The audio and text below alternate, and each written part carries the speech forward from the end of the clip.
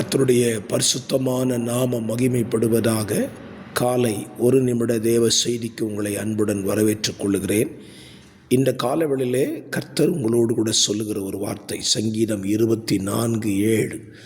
வாசல்களே உங்கள் தலைகளை உயர்த்துங்கள், அநாதி கதவுகளே உயருங்கள், மகிமையின் ராஜா உட்பிரவேசிப்பார். இந்த வசனம் நமக்கு 2 காரியத்தை சொல்கிறது. ஒன்று, உங்கள் இருதய வாசல்களை திறந்து கொடுங்கள், உங்களுக்குள் மகிமையின் ராஜா உட்பிரவேசிக்க ஆசையாயிருக்கிறார். இரண்டாவது, தேவனுடைய வருகையின் வாசல்கள் திறக்கப்பட போகிறது.